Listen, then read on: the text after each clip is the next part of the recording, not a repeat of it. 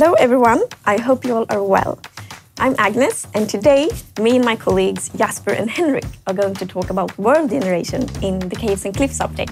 We're going to talk about the new caves, cave biomes and mountains. I hope you all will enjoy it.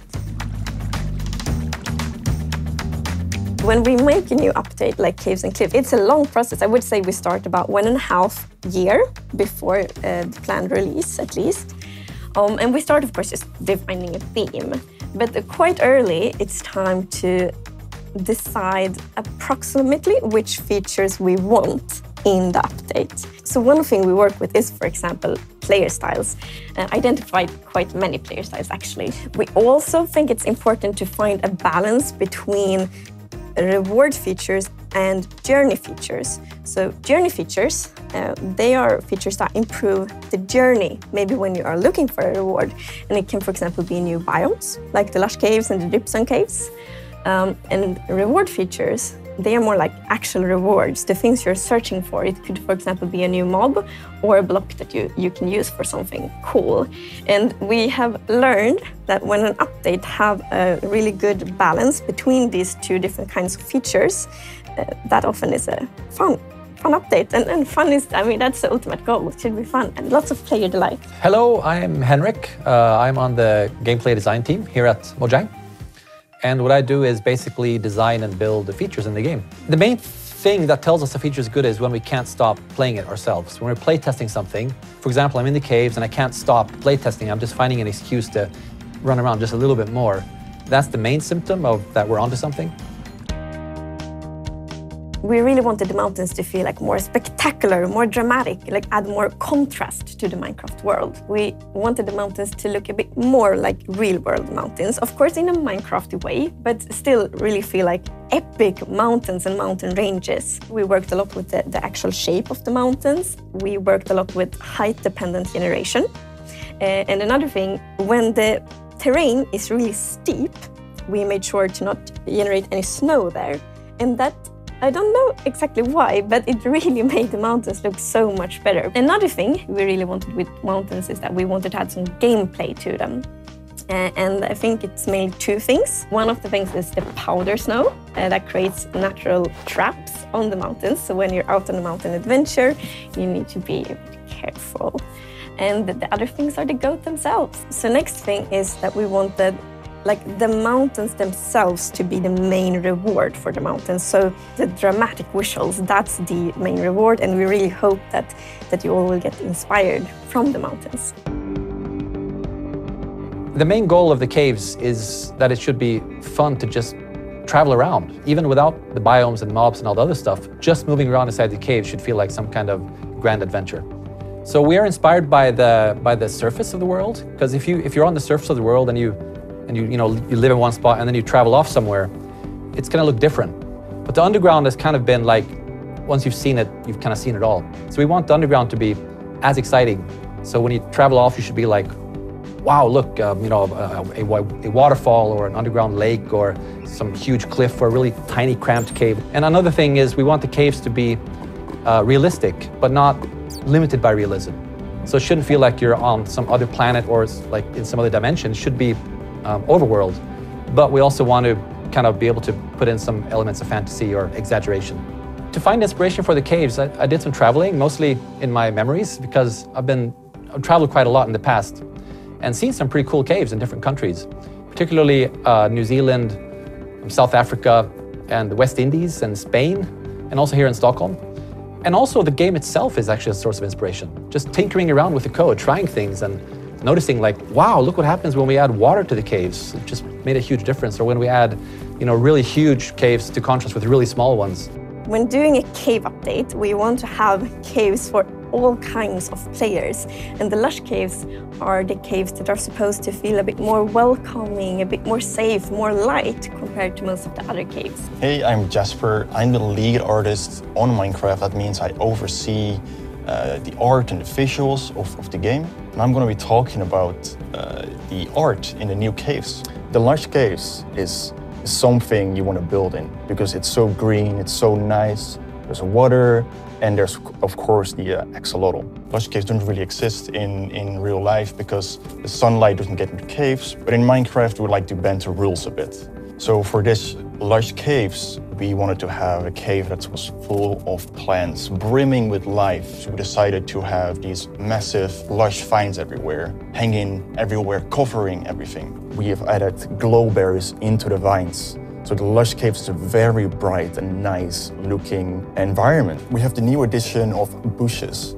This is an interesting model because it's a block that also has a plant inside of it. We've made these because we didn't want to have trees in the lush caves because that would be literally copying the overworld into the underground, and we want them not to be as similar.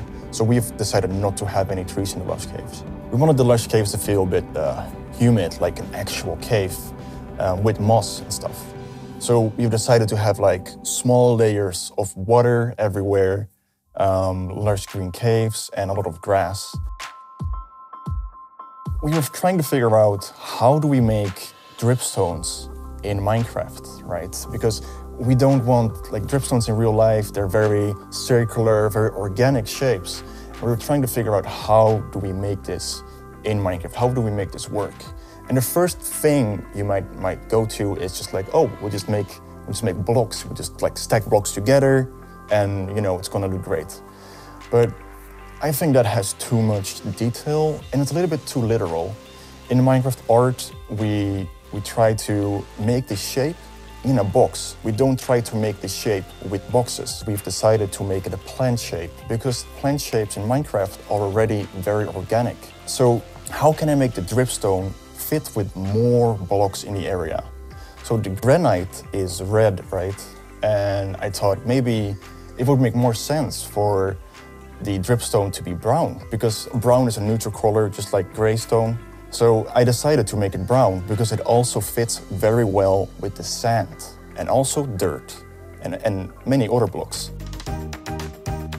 So a question that I get very often is, what are spaghetti caves and cheese caves?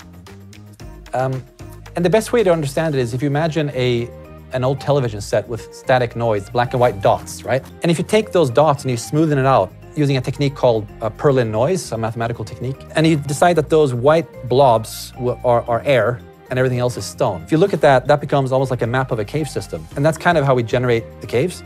And if you look at that picture, those blobs look kind of like the holes in Swiss cheese. At least we thought so. So that's why we just called that cheese caves. But we also want tunnels connecting them. So in a similar way, we can create another noise field, right? The black and white dots, smudge it out using Perlin noise. And then we can decide that instead of white blobs being air and the rest being stone, we decide that the border between white and black, that thin ridge becomes air and the rest is stone. And that gives us spaghetti-like caves. So putting those together, cheese caves gives us these big kind of caverns, spaghetti caves gives us these connecting tunnels between them. And then we add the old cave generation on top of that, we get a ton of variation. One thing I'm actually very excited about is the new really big ore veins that we are going to add. They're gonna be really rare, but when you find one, that's quite an exciting moment. When I play Minecraft, I really like to tell stories. And to me, it's something very inspiring with finding something that's quite unique in the world. And so for me, like, my imagination starts to spin and goes like, so the person that's found this ore vein maybe now wants to build a castle, or maybe like build a full mining village around it. And what are the stories about everyone that live in this mining village that was built thanks to the ore vein? And I think that's exciting. This update has been kind of tricky because we're changing basically everything about how the world is generated in Minecraft. But two of the main challenges, especially for caves, has been world height, first of all. We're making the world higher and lower. So the y-coordinate starts at -64 instead of at 0, and then extends to much higher than before. And that's hard because there's so much code that assumes a certain world height. So we have to change so much code and do so much testing and fix so many bugs. Plus performance. A bigger world means more stuff going on, more stuff to load, and that can slow things down. So that's one challenge.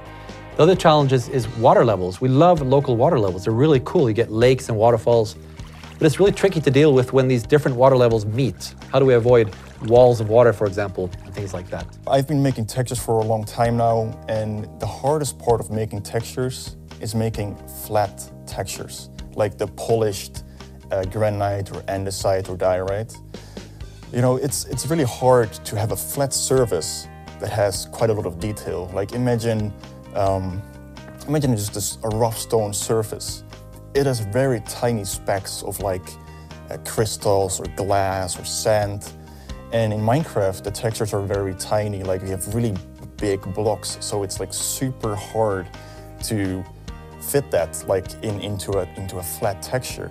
It's important to try to include as many voices and as many diverse voices as possible, and also preferably as early as possible in the process of crafting an update.